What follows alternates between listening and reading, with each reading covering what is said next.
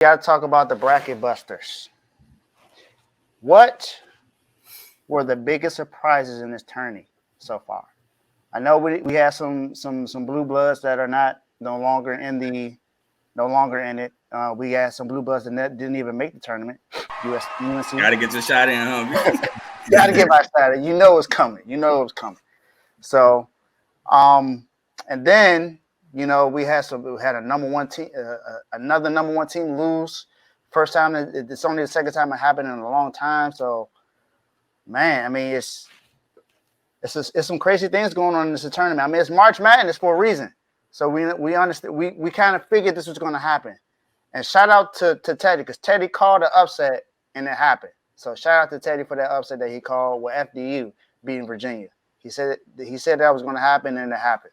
So, Carl, I'm going to come to you first. What are some surprises that you had that happened in the tournament so far? Surprises I had, or what's the biggest surprise? Biggest surprise to you so far?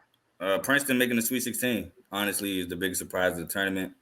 I understand Princeton is a really good defensive team, but I didn't have them getting past Arizona in the first round. I thought Arizona would be too much with those big men. I think they have 2 7-footers. Thought those bigs would be too much for Princeton. Then you have Kirk Carissa, who led the Pac-12 in assists, who was just facilitating the offense, and Courtney Raymond, who to me was an absolute bucket, transfer from Texas. So I just thought that was too much for Princeton, but they overcame. They won the game. Then they beat Mizzou. Now, them beating Mizzou wasn't that much of a surprise to me because I felt like Mizzou is more push the pace where Princeton can slow them down and wear on them defensively. They can win that game. So I wasn't as surprised with Princeton beating Mizzou, but them getting to the Sweet 16 to me is by far the biggest surprise. Now, another surprise, only because I'm not really surprised, but I'm surprised how they got there, is FAU. Only because Memphis got robbed, and I'll explain why. There was a point in the game where FAU was supposed to get a shot clock violation. Mm-hmm. They reviewed the play when it's not reviewable and put time back on the shot clock for FAU, and FAU hit a 3 off that. Then they missed a travel, which resulted into another FAU 3. Then at the end of the game, tie ball game, which Kendrick Davis I want to state this, but I want to preface this by saying Kendrick Davis had a bonehead turnover. But yet and still with that bonehead turnover, they were able to get the ball back. And you have 2 to 3 Memphis guys right in front of the ref calling a timeout. And they call it jump ball. Ball goes to FAU. FAU scores the layup, wins the game. Oh, it wasn't a tie game. Excuse me. Memphis was up 1. Excuse me. But ball goes to FAU. FAU gets a layup, wins the game. Honestly, Penny had every right to throw that water bottle. It was robbery. But I digress. FAU takes care of business in the second round again. Not surprised they beat FDU. FDU, great story. That's honestly the obvious last surprise of the tournament. FDU, because if you paid attention to college, FDU, and you realize how FDU got in the tournament, they weren't even supposed to be there. FDU didn't win the NEC Conference Championship. Merrimack did. But Merrimack falls under the same lines as Bellarmine did last year. Bellarmine won the ASUN, but they were a new Division I school, and new D1 schools have to wait 3 to 4 years before they can enter the tournament. So although they won the tournament, the conference tournament, they weren't eligible for the NCAA tournament. Same with Merrimack. Merrimack, I think, was on his last year of eligibility before they can enter the tournament, and they won, but FDU was the runner-up. So FDU, as the runner-up, got in the tournament. And then they beat Texas Southern. I think they actually blew them out. Then they gone to beat Purdue, which was crazy upset. And then the L to FAU. So Trent, what was the biggest surprise for you in this tourney so far? Yeah, I mean, I think we've kind of covered it so far with Princeton being in the Sweet 16 and then FDU, kind of piggybacking off what Carl said. Not only was FDU not their conference champions, they were also last in strength of schedule in all of Division I basketball, and they were the shortest team, averaging 6'1" in height. So to go up against that Purdue team and get that win was huge. Princeton in the Sweet 16, obviously coming out of the Ivy League, and Furman over Virginia in that first round was obviously a heroic shot. But one team I wanted to talk about that I'm a little surprised is Tennessee.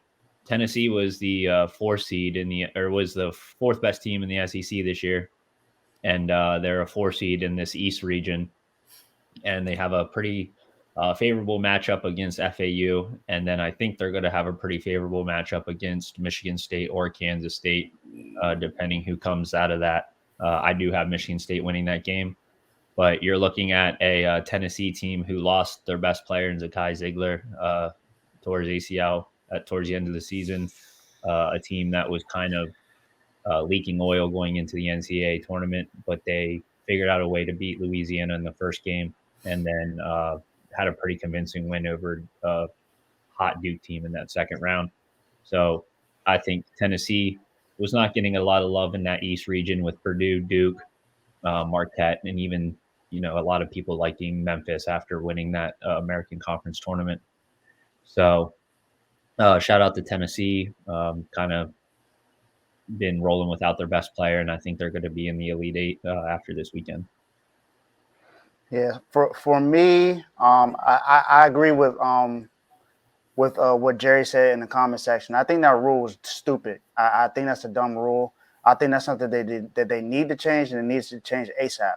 If you win your tournament, your conference tournament, you should be eligible automatically to be in the NCAA tournament. I don't see why you have to wait 3-4 years just to get in when you win your tournament. To me, it just doesn't make sense. But the biggest, I guess, I don't know, maybe if it's because schools might not have the funding yet for to provide travel. I don't know. I think it's stupid too if they have the funding and everything, but maybe they just feel like teams might need years to catch up with funding. I don't know. I think it's just a 1-year probation period is kind of like what the gist of it is, because it's only a 1 year. It's only a 1 year. It's more than one. I think it's 3 or 4. Oh, I thought it was only one. Well, mine's was I'm gonna kind of go a different route. My biggest surprise of the tournament so far is the fact that North Carolina didn't make it in the tourney. Oh, come on! I'm saying this out of respect, even though I don't like UNC. It's just out of respect. This team made it all the way to the finals last year. Not only did they make it to the finals, they had 3 really good returning players of the year, were R.J. Davis, Caleb Love, and Armando Bacot. They were preseason number 1. And, I mean, I understand that they finished unranked and didn't win in the tourney. But I really expected this team to be good enough to be able to make it into the tourney this year. Yes, it's UNC, and I'm glad that we swept them this year, and I'm glad they didn't make it. But for me, that was just the biggest surprise. The fact that they weren't good enough to make it into the tournament. And those other surprises were definitely one too.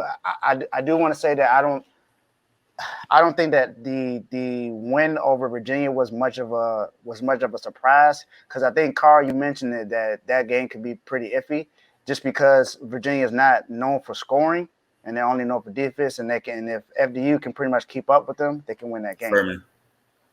Furman. So, but so that was one for me. But for me, like I said, it was just about UNC not making the tournament. My bad. That was a really good team. So I thought that they would be good enough to still make some kind of a run and be able to make the tourney. But so your surprise isn't that they didn't make it; it's that they're not good enough to make it. That's the yeah. That's my surprise that they weren't. Okay, because I'm about to say, if you're surprised they didn't make it, Dave, we're gonna have to debate that. Yeah, I mean, they didn't do anything good enough to make it. So I understand that. They're good enough. I mean, those 3 players alone. And Caleb Love stepped up last year in the tourney. He was one of the biggest reasons why they made it there. Of course, you get Armando Bacot. I'm not sold. He's coming back this year, so that's good. But Caleb Love last year in the tourney helped them out. I mean, this year he wasn't the same player, but I like what he did. One might argue he was. He just got hot in the tournament. Because before the tournament, if you really pay attention to North Carolina last year, before the tournament, they were like, North Carolina fans were really questioning their guard play. But then the tournament happens and they got hot. And then it was like, okay, we see what they can do. And then they decided to come back. So you going off the tournament, now they coming back off that tourney run. They like, okay, cool. We got the best backcourt in the country. But then they reverted back to pre-tournament Caleb Love and R.J. Davis. And now it's like, dang, they didn't really step up like we thought they did.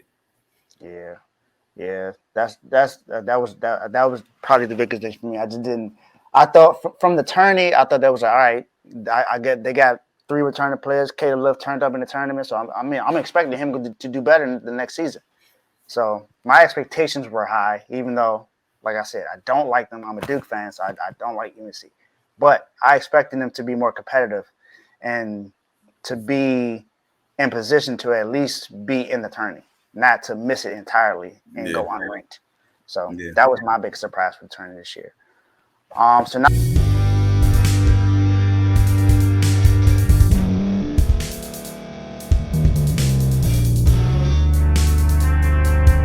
Thank you for staying to the end. If you're watching this on YouTube, please like this video, subscribe, and also hit that notification button so you can be notified next time we put out a video. If you're listening on any podcast platform, subscribe and hit that notification button, y'all, so you can be notified we put out another podcast audio.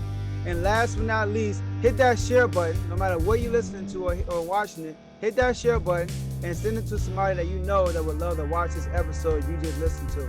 So once again, thank you for staying to the end, and we'll see y'all at the next episode.